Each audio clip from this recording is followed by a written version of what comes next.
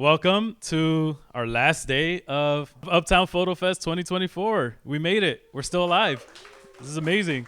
My name is Emmanuel Abreu. I am an Uptown resident, community member, photographer, videographer, co-founder of Word Up Community Bookshop, which is our main location, and this is Recirculation, our second location.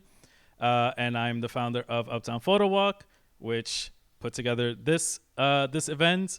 I, along with Carlos, run Uptown Photowalk. Carlos and I have been doing monthly walks for many years. I don't know how many years exactly, but we've been doing the walks for the community, Uptown specifically, but we've been going around all of New York, even parts of Jersey. So Uptown Photo Fest, this is the last day. Today, you already know what today is, street photography workshop and a kind of digital photography or just photography 101 generally, right?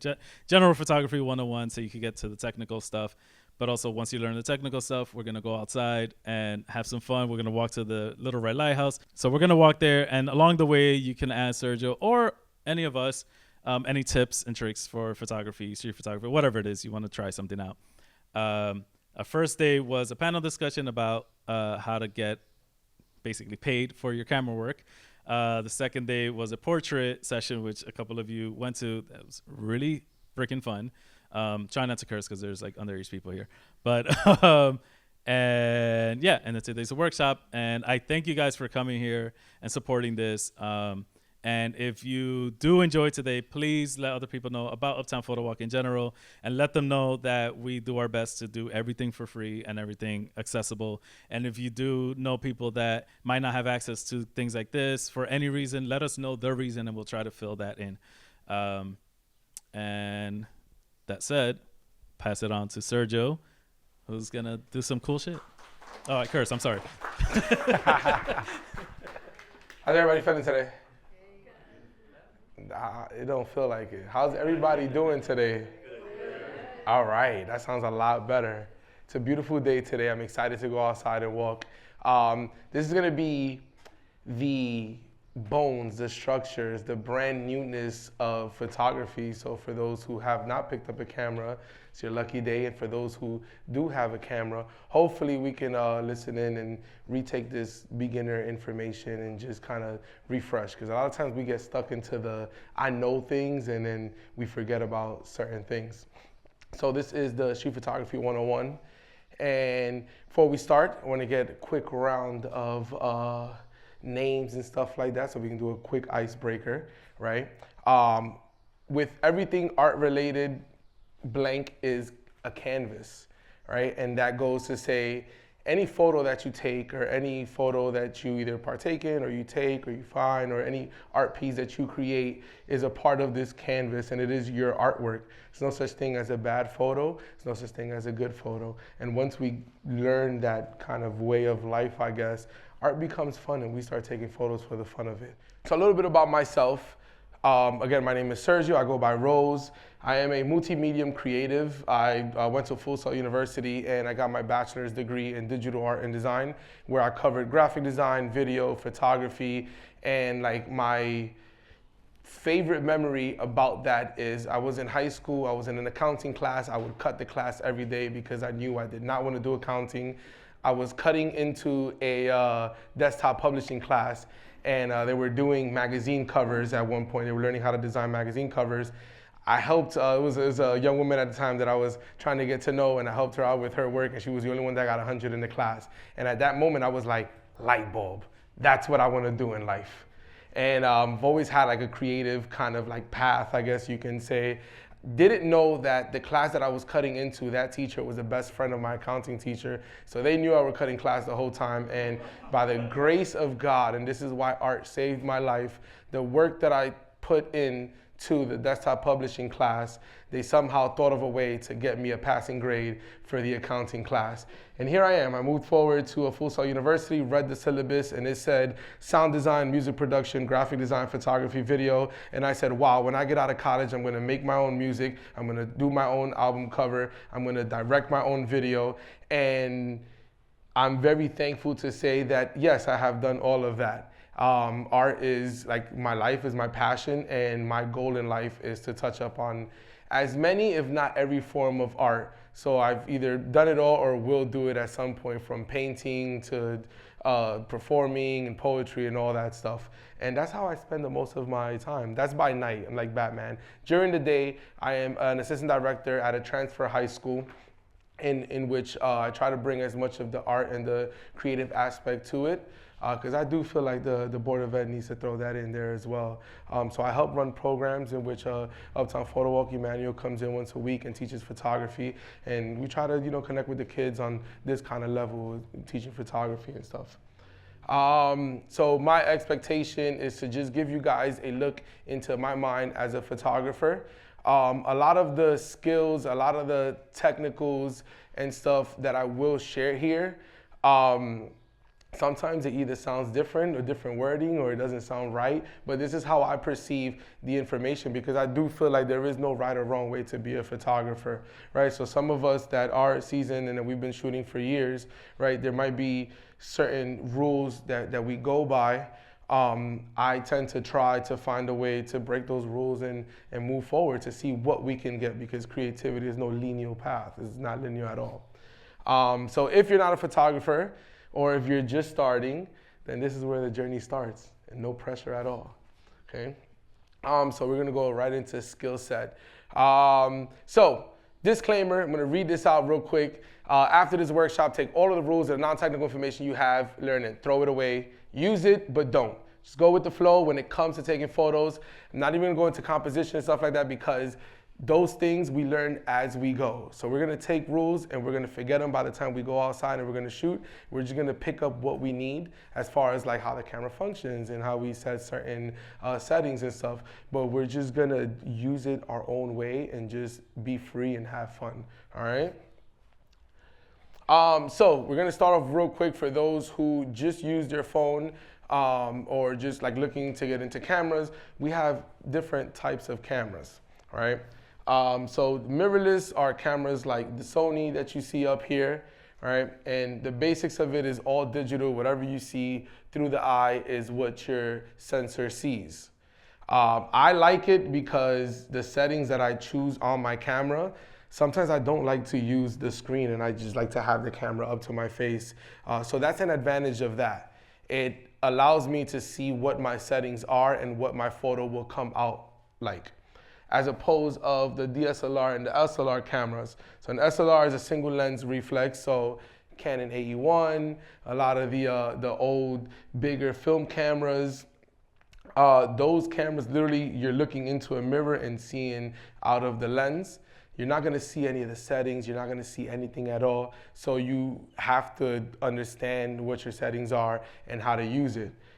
A couple years ago, like I got into my first film camera was a Canon AE1, and I absolutely fell in love with it. And for the first 2 years of me using that camera, I spent money on film that can't even use, because it was either overexposed, underexposed, the focus was off, everything was just completely off. And the only way that I was able to learn was to continue using it. And then also by the help of having a digital camera, I'm seeing what my numbers are. Even then the numbers are a little bit different because of the type of camera that you use. So just literally redoing it, checking different. And I used to take my rolls of film and I used to write what settings I use. So if I went out for 4 hours and in those 4 hours I took all 36 exposures on the roll of film, I would put what f-stop I use, what ISO I use, and that'll help me understand even the type of day. So if it was a sunny day, sometimes I'd write temperature, 70 degrees, sunny day, boom, boom. And that's how I knew more or less where my settings were going. And even to this day, I've been doing photography for over 10 years. And there's days where I just get it wrong. And that's what the life of a photographer is. Sometimes you will get it wrong. So the DSLR is similar to the SLR, but you're looking through a lens, but the image is processed onto a sensor. That'll, again, help you out with settings, because when you're looking through the screen of it, you're seeing what the finished product could be. There's always a little difference from when you take the photo out into the computer, but for the most part, what you're seeing on the screen on a DSLR is what your settings are gonna be. That helps you out a lot, obviously, when you're changing settings around and you're seeing, bless you, you're seeing what it does to the image. These are things to keep in mind for when you're buying your first camera or when you're switching over. A lot like your phone, I mean, the phone doesn't really show you the values of what your f-stop is or what your ISO is, but you see more or less what the lighting should be. For those of you who have gotten to the stage of getting a little more creative with your exposure on your phones, you start to see what you like to see, so that when you do get into the number side of it, you start to understand why it's at that lighting. It's hot outside, we got speakers up. So to me, a photograph is a linear equation. So your photograph is the final product, is the story-driven art piece, or maybe not story-driven, maybe it's just something that you find, something that you want to document, but there's some kind of story behind it. And to get to that photo, you have exposure plus time and your composition. So exposure, time, and composition is the equation which creates a photo. So if you have a photo with great exposure and great time and a bad composition, is it a bad photo? Good, it's not, because there are no bad photos. You take what you want. That was a trick question. So we're going to go into exposure, time, and composition. That way, even for those who do use like their iPhones and stuff like that, now they're going to start to see the phone in a different way. As far as like, how many of you who use phones have their grids turned on? Like the grid on your phone? Okay, perfect. Yeah, the lines. No? We're going to turn those bad boys on. It's fun. So exposure, what contributes to exposure? And this is where it gets kind of confusing, because the f-stop and your ISO contributes to your exposure, but what you use for time also contributes to your exposure. So the exposure is the overall exposure of your film, right? So if you look at film photography, light comes in through the lens and it hits the film, and there's little tiny like silver inside the film that reacts with the light. And over time, the light is hitting it, and that's what gives you your values of color because of the film in there.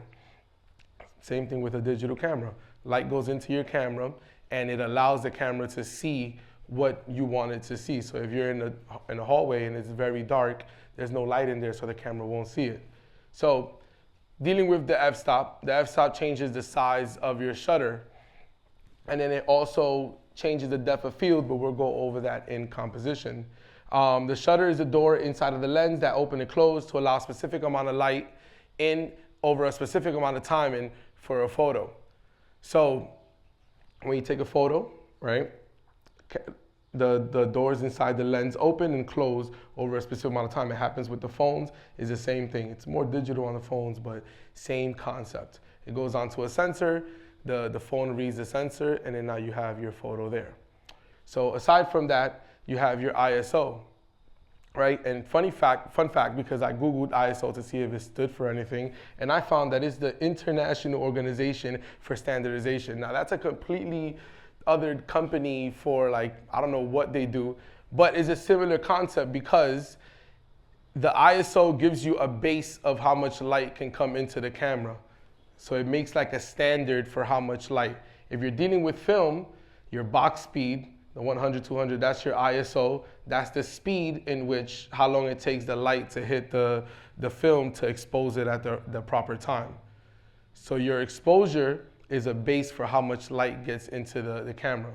Now with the phones, it's a little differently because it's not as what was your name in the blue sweater?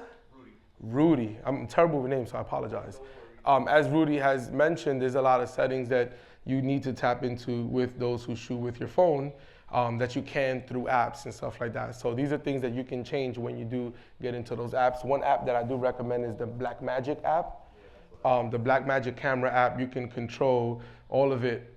And it's really good. I recently got into it because I just literally just tap the screen, slide it down to set exposure, and I call it a day. And that's how I take my photos. I'm like the laziest photographer when it comes to the phone. Literally just point at something, tap it, and that's it, done. But when you do get into these apps, it creates a whole different experience for those of you who shoot with your phone. because one, it's super handy. It's always in your pocket. You're always carrying it with you. You never know what you're gonna see, what you're gonna bump into, and it's a nice, quick, let me get this out. I've gotten to a point where like sometimes I'll go to photo shoots, I'll do gigs, and I'll start off with my phone. I'll take a couple pictures around the area with my phone. I'm looking at it to see what I might want to enhance as far as like exposure, and then from there I go back with my camera and I'll take similar photos to that with the proper settings that I want. So I use my phone now as a reference, as like a tool for Instagram to just keep the feed going and just keep posting things here and there. But sometimes I do take a walk and just take a bunch of photos in a day. So this is what contributes to the exposure. You have your f-stop and your ISO. So these are certain ways to use exposure. So we have to emphasize certain things, create drama, make something artsy, or to guide the eye. So here to emphasize, I really wanted to get the look of the model's face. And we're in it's a park, so there's a lot of trees. I was gonna use the word forest or jungle, but it was like nothing near that. It's literally just a park. And so with the way the shadows were coming in, I wanted to create some kind of just emphasis to the face. So what I did was I set my exposure. I set my f-stop low, right? Because the f-stop also contributes to your depth of field, which we will get into in the composition side. But I use that to get these the blurriness of the background back here, just to keep the face in focus. Now to create drama, I love a nice contrasty black and white photo. Anybody shoot black and white here? So I love a nice contrasty black and white photo. It's just something about it. And this here, the projector is killing me on these blacks. But I promise you that there's a lot of shadows in here. It creates a sense of drama. There's so much like the black and white photos that are here, but the same thing goes for a grayscale photo. It creates more of a story, in my opinion, but the drama is behind the composition. So make something artsy, again, using exposure. You have your sky over here, and then the foreground of it, it's more blacked out. So you have more layers in the photo, and you can create something fun with it. Now lastly, to guide the eye, the building, there was like pink skies here, but the skies weren't that pink. And as I'm like playing around with exposure, I got to this point right here in which the building was lit up nicely, and it draws, everything up here is a lot darker, and it draws your eye to the middle of the screen. Those are some just random ways where I would take a photo and then change the settings completely just to see what happens with the photo.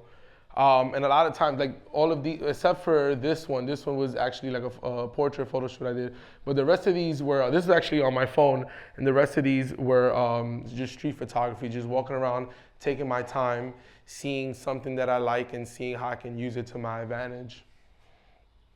Again, I'm gonna share a selfie with you guys. This is the difference. You can't see it too well, but there's a lot going on in the background in this photo. And when I changed the exposure, it made a more artsy, more dramatic kind of thing in which you can use to layer words in the front if you want to get into that, etc. So exposure can really change a photo. Look how much better I look here. This is a very handsome guy. That's a very regular guy over there. So now we're on to time, and the shutter speed is what contributes to time, right? So when we're dealing with exposure, is how much light gets into your camera, right? But also exposure kind of deals with time as well, because it allows the light in for a certain amount of time. But the shutter speed is how long it takes for the shutters, for the doors to open and close. They open, they let all that light in, the sensor or the film grabs all that information, and they wrap it up and turn it into a photo, right? So same thing happens with the phone. Sometimes you take a photo at night and you move it by mistake, and then it's all over the place. That's your shutter speed, how long it took for the phone to take the photo. This one is fun because you can do so much with your shutter speed. We were just having a whole entire conversation about how to do a whole video with changing your shutter speed and stuff. So these rules also translate over to video as well. So these are ways to use time or just your shutter to showcase motion, create depth, or create texture. This was a photo that I took, and what I did was completely lowered the shutter on the camera, and as this guy was riding the bike at like a half a mile per second, like the guy was moving really slow. All it took was me following him while I'm taking the photo to create that texture in the background. And I think this is one of my favorite ways to use like the shutter, because I have a lot of photos that I take just like this on film, on digital camera. I do it across whichever camera I have. So create depth. This was a bus stop, and somebody graffitied on the glass. So using the reflections of the glass, the graffiti, and there were people walking by, a slower shutter speed allowed for more depth, to give you more layers.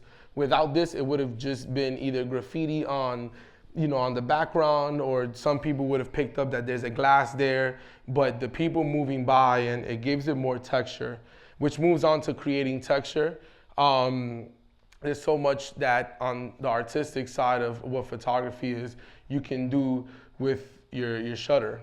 Now we're gonna go over more or less, like for those who are starting off with cameras, brand new cameras, we'll go over more or less how to change your shutter and stuff like that in the camera. We're gonna do it more in depth in person, so that I can go, as we're walking, right, I'll be able to have those conversations with you guys with what you're currently using. But again, this one was done on the phone as well, so same thing. When you're in the nighttime, I take advantage of it being in the nighttime and just turn the camera around or flip it, etc., and you get something nice out of it. So composition, everything contributes to composition. Everything. Where people are standing, what people are doing, a guy vomiting in the back of your photo, a bird flying in the middle of your shot, it all contributes to your composition. Now, composition goes into more details, which is why I asked who has the grids up on their phones, because those are your rules of thirds. And with that, you can gauge where your composition is. There's a couple rules that I live by in terms of composition, but me personally, as a photographer, I do not live by the rules of composition. And I know every photographer over here is probably like, this guy sucks. But I don't. Like, I just like to create things, and however it comes out, it comes out. There's certain small stuff that I will go over as well, that I do go by. But literally, even the gather of information, and that contributes to your shutter speed. If you have a slower shutter speed, it took a longer time to gather this information, and how it gathered that information contributes to what your composition is as well. So looking at these photos over here, right?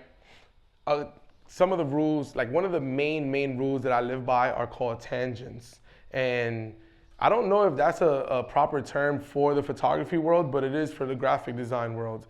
If I have like some text, and like this little end of the end was like falling on top of the photo right here, that's a bad tangent. So over here, stuff like this. So her elbow is kind of off frame, but we still have all this space here where I could have literally just either moved her over or moved the camera over. Those are tangents. Those are bad tangents. It's, again, in the design world is what they're called. And then on this side, right, same thing up here. The bridge should either like be more up or lower, just to give like kind of, it creates like an eerie, like, is it closed? You know the little TV things, and you guys wait to see if it hits the corner, but it never does? That's what it feels like. That's a tangent right there, and I hate it. So again, everything contributes to what your composition is, and it's, for me, it's like a double-edged sword kind of thing, because if you get your composition correct, then you can have an amazing photo, right? But to understand and live by these rules also means to unlearn them and train your eyes differently. Now, for those of you, like you had mentioned about diving into the world of street photography, right? So if you're at a gig and you're doing a professional shoot, the rules of composition are a lot more important than they are when you're doing street photography. And I think for me personally, it might be a lazy thing, but I just realized that that's probably why I like street photography. Like I don't have to sit there and put this here and then move it over and all that kind of stuff. Like it free flows. It's fun. But having the lines, for those of you who shoot on iPhone, having those lines on your phone do help out with those things because it helps out where you center. So over here, she's almost kind of centered, which that's also like my, I guess, style or type of photography. Like a lot of my stuff are centered. Like I love Wes Anderson and his creative direction. Everything is nicely centered and symmetrical. If I am breaking symmetry, then I don't know. If I am breaking symmetry, it's probably because like it just didn't flow the way. It's not because I did it intentionally. So then we also have part of composition, the water bottle, the green tea bottle in the hand. If that would have literally just been placed onto the floor or something else, it would have created a better looking photo. The couple walking by and the door almost open. Even though part of composition, there's less space here and more space here, which they kind of like should fit in this area. I would have preferred for them not to be there because I do like how the house looked. So another thing, composition again. We have a structure right here. Then we have another structure here which kind of encloses this area right here and it guides your eye there. So part of composition, you would want to think about what it is that you're looking at or what it is that you want to look at. So if I'm taking a photo of a person, I would want the viewer to look at the person. And the way that you do that is through composition. So in the street world, it'll look a lot more like taking a photo of someone through a gate. And right when they get to the middle of the two pillars on the gate, that's when you take your photo. And now it's centered and they're looking right into the middle of the photo. And that's what you would want them to, the viewer, to guide their eye, to show them to there. And again, composition also going back to using your exposure the right way to guide the eye or using time to showcase some kind of motion. It all comes together. So as complex as non-complex as taking a photo is, it is very complex. And that's what makes it fun. So again, going back to composition being what you want it to be, a lot of things, if you see like, again, like my style is something, there's always a centered element that you're looking at. As far as over here, there's this gentleman wearing all purple shoes and all that. And I use a slow shutter and he's the only one, I was following him, so he's the only one that's in focus. So those kind of things, using different elements as far as color, using the slow shutter and your exposure to get that composition that you want. But composition could really be anything that you want it to be. This photo down here, it's super busy, but also the composition of the person in the middle through a reflection is what guides the photo. Following the bus or just that one single flower that's in the middle. And then even over here where the family here is a little more off to the side, but it feels very centered because this is centered, these lines are centered. These lines make the eyes go this way and then holds it in this little box in here. There's like so much to it. But sometimes for me, for example, I did not stand over here and said, wow, like these lines are gonna go this way and that's where the eyes are gonna meet. This was something where I was standing there and I saw the interaction of the family and that's why I decided to take the photo. Because if it were up to me, I would have waited for them to cross the street and then I would have captured them directly in the middle, create some depth. So that's where understanding the rules, but also learning to unlearn them and do your own thing, that's where that part falls. And when you're outside, when you're in the street, sometimes you have to react fast, and just keeping those rules in the back of your mind, but not really setting up for them is, in my opinion, what I love about street photography. So in this part right here, we're gonna talk about like the beginning of like just photography in general for those who want to get into photography, and for those who either getting into full time, whatever the case is, where not kind of where to start, but the idea of, for me, I guess like the thought process that I went through as becoming a photographer, right? So everything has a niche, everything has a type.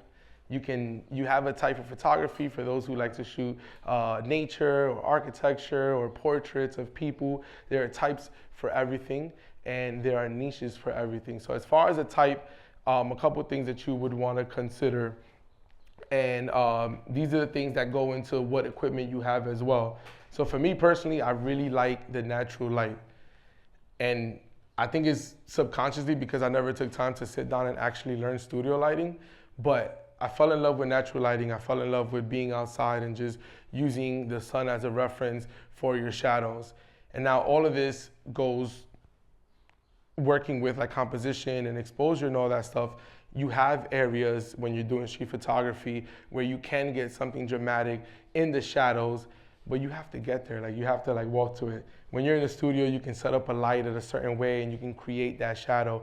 But being outside in the street, you have to like look for these things. And that's another thing, it's an adventurous thing, something that I really love about street photography. So as far as like your lighting, there's different, I guess some people have like different rules to that as well, where you want like the sun behind your back when you're outside and shooting. There's some people, and I've done this as well, you shoot from the shadows, and that's something more on the film side where you're creating films, where it creates more of a dynamic thing. You have the lighting behind your subject. When you're working with your composition, especially for those who shoot on the iPhone, and you set your exposure, right, by sliding down, these are things that'll change the dynamic of how you're shooting the photo.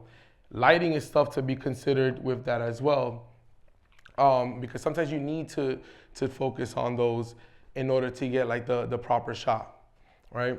So lighting and what your subject is, what you love, those are the things that I look for when I'm outside. I like taking pictures of people. Sometimes I ask for portraits. Sometimes I just take a photo, and then those something for those who comment. I think more than one person commented about taking photos outside. We'll go into that as well. Photos of people. But those are the things that I think about when I am taking photos. So thinking about this stuff, right? Thinking about what your type is, not only helps you out like as a photographer in general, but it sort of helps you out, guides you through the day with street photography. There's days where I go outside and I carry my camera with me and I don't take not one photo. And it's just those, I realize that those are the days where I just walk out and I don't think about what it is I want to shoot, or I don't think about what it is I want to do. So there are people that are inspired by like the randomness of the day or the birds that are walking by.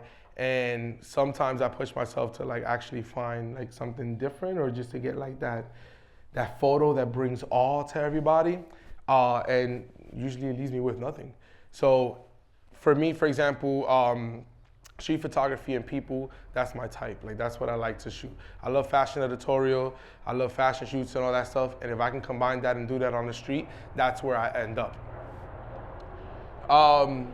So again, things that you love, right? And you can have more than one type of shoot. There are people that you ask them, what do you shoot? And they'll be like, oh, I shoot everything. There are professional photographers that give you the I shoot everything. But I like to like center it down to really understand myself as a photographer. And these are just types of photography: street, portrait, event photography, products, and lifestyle. So for those of you who are just now getting into getting cameras or just taking photos with the phone and stuff, these are things to think about as well. What you like, there's some people that truly enjoy event photography, and I find that to be very scary. It's just a lot that is very demanding. You have to get the right shot, you have to look for the right person at the right time, you're running around back and forth, and I like to be relaxed and calm when I'm doing my photography. So event is not for me, but there's a lot of people that it's a great thing to do. And then your niche falls within your type.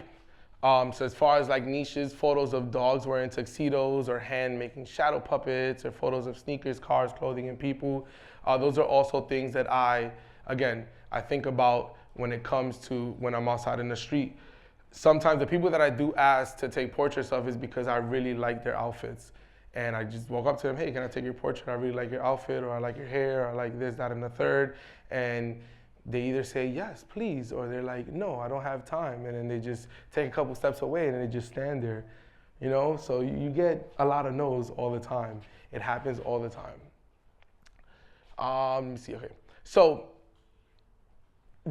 I had a podcast that I was putting together for photography and film and stuff like that.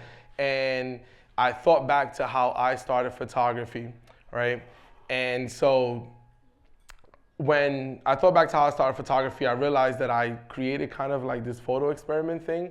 And I don't know if anybody has a title to this or if anybody does this, but this is what I did and this is how it got me here. And I call it the 104-144 photo experiment. And it came because I started with my Canon AE1.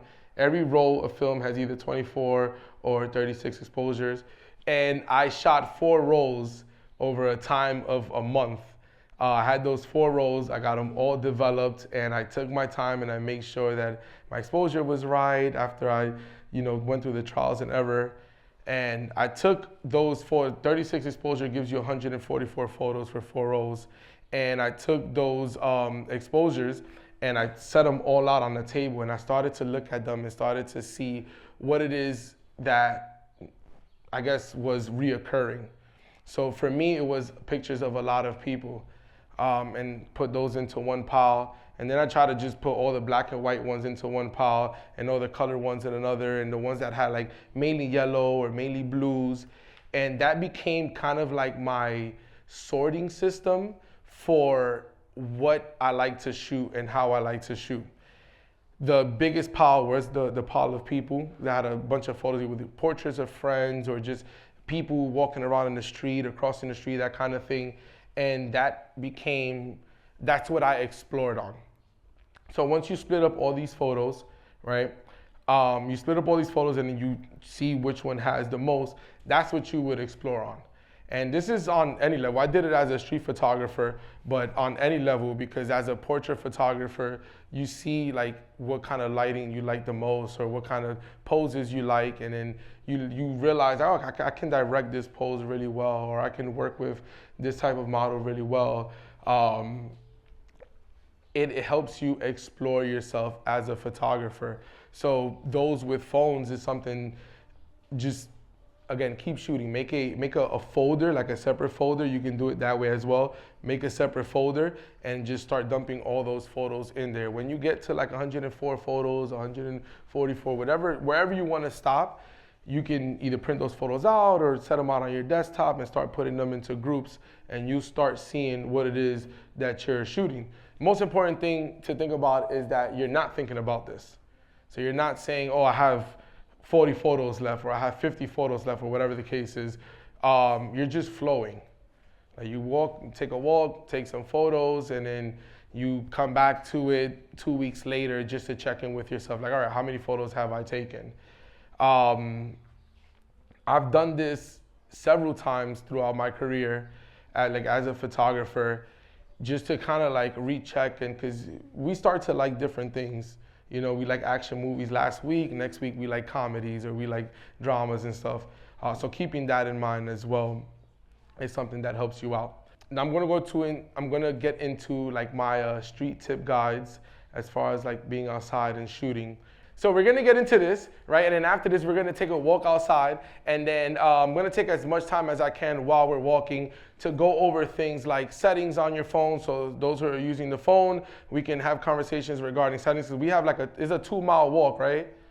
It's like 2 miles more or less. So we have plenty of time to sit there and to have these kind of conversations, and that's what we're doing this for. So to guide us on this walk, we're gonna go over the Still Rose Street Tip Guide. So the most famous question that I get, and we kind of started here on this side, right? Out of all these photos, who can tell me what camera this photos was taken on?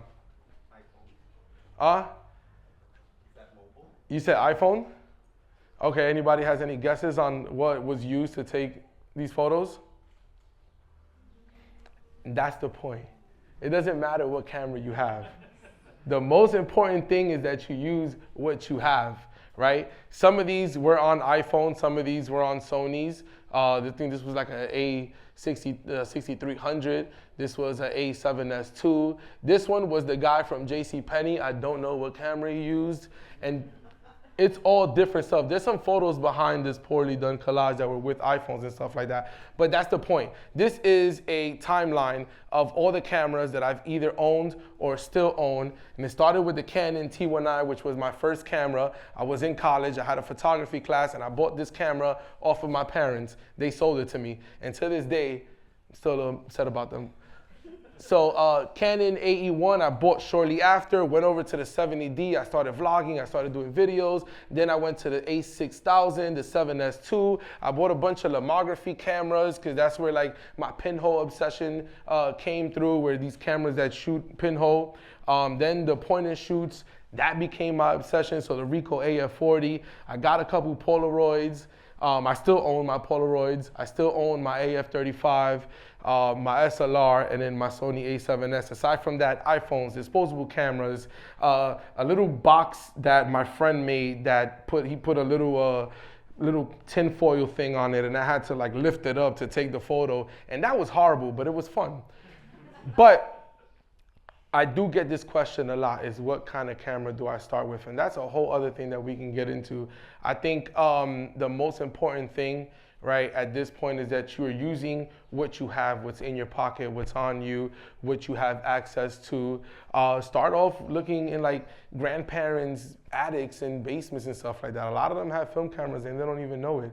Going to thrift shops, I bought a bunch of cameras from thrift shops, $35 film cameras and stuff, and that eventually helped me get to the point of like, I know I have the A7C, which is my baby right now. I want the FX3 because I'm leaning more into shooting short films than I am photography on the daily, and I know that's gonna do what I want it to do. It's also on the list for Netflix, so if you like get an FX3, you make some pilots, pitch it to Netflix, who knows? But so I know that's the route that I want to go on. But aside from that, I'm never ever putting my point and shoot cameras aside. That is what I love. That is like film is. I'm very passionate about it. But that is the beginning of it also. So tip number 2, 3, and 4: look up, look down, and be still rose. Be still, but still rose. Like that. Look up. Looking up, in my opinion, when we talk about street photography, like I know a lot of people that I've walked with, a lot of people that I've shot with, and this is something that they forget. I love taking photos of buildings, and it gives you, like, in my opinion, it gives you a perspective of your city from where your viewers are, but then your viewers forget to look up and they don't see the building the way you see it. And then also dealing with things like exposure and all that stuff. You can make buildings look different. You can make the scenery behind it look different. So it'll give you a different angle. It'll give you something different to showcase, but it doesn't make it feel unachievable. And that's something that I like. I like taking photos that people wow at, but I didn't climb a building to take the photo, right? Because at some point we're all creatives and we're all at the same playing field where you guys can take the same kind of photos that I can take. And that's something that I really appreciate. I like that about art. Look down, it's another one. Same rules, right? A lot of times I remember when I was a kid, I used to always walk around with my head down. My mom used to always say, pick your head up, look where you're walking. And then now I'm taking pictures of lines on the floor with cars passing by them. I won, you know? Something that I like to do is if it's raining outside, right? I walk and I take photos of puddles. These are all reflections. This is the actual photo and this is the reflection that I'm left with. So I flip the photo upside down and that's how I present the photo. So look down is the same thing. You flip it upside down, you look at things in a different perspective, and that'll help you with your street photography. Because a lot of times if we're walking the same street every day, it's like, all right, well, what do I shoot now? Like I done took pictures of everybody that walks here, right? So what about the puddle on the floor? What about the building up top? Be still. This is my favorite, most important tip. These photos took time to take. And this one specifically because I wanted an even balance of people on all platforms.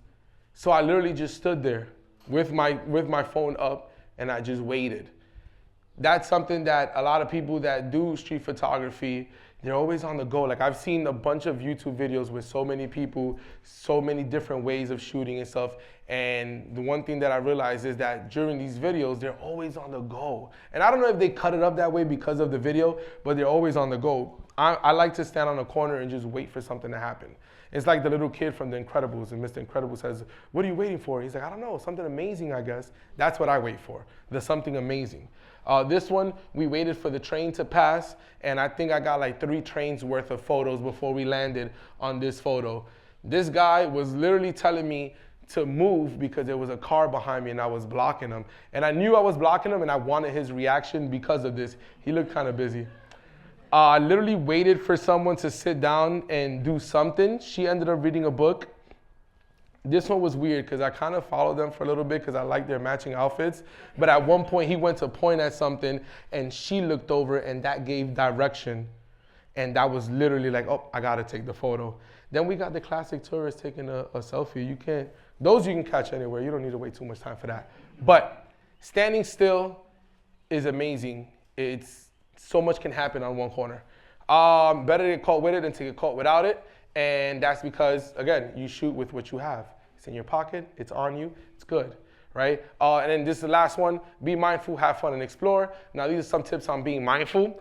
If you're taking a photo of somebody, right, smile after you take the photo. Boom, you take a photo, hey, and you keep going. A lot of times they don't know what's going on. They don't know you took a photo, right? Another thing is you keep the camera at your eye if you take a photo of somebody. So if I'm taking a photo and you're right there and I take a photo of you, your initial reaction is to get out of the way. Thank you, I took the photo. So I keep the camera up and I take a step forward and it makes it look like I'm shooting what's behind you. You would never know that you were the subject in the photo. So those are the tips and the tricks of shooting with people in the space. There are other terminologies important as well, guys. If you're asking people to take a photo, don't say, hey, can I take a photo? Can I take your portrait? Exploring, again, cloudy days is great.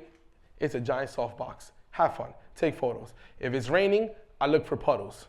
If it's an event, a concert, I might stand outside and watch people walk out drunk. If it's a baseball game, basketball game, whatever, people are gonna either walk out sad or they're gonna walk out cheering.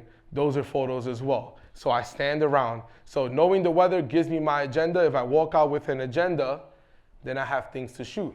I look forward to taking pictures of things, right? Your daily commute, I love it because it forces you to change your perspective. And if you think about looking up, looking down, and being still, then that'll be what helps you with changing your perspective. And then this last one, I'm gonna throw it out there, is how to get out of the box, how to fight the block. Start a project. If you feel like you've been shooting every day and you can't shoot it anymore and you don't know what it is, start a project. Say, I'm gonna take a photo of 100 people wearing purple or wearing black, and that'll be your thing to start shooting again. Sometimes one bad photo can put you in a very bad funk.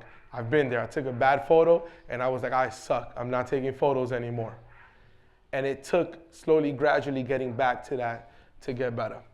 And then this is something that we can have conversations throughout as we get into the photo walk. Just to add a perspective, because I'm a collage artist, so I take my photos, I cut them up, and I make collages out of it. I sell my prints. I usually frame these and sell them. I use it for music covers. I took a piece of film, I cut it, I scanned it, and put some type over it. But photography doesn't end at the photo, is the point of it. Sometimes you might have a photo that you don't like how it looks, but it can be used for something, for texture, etc.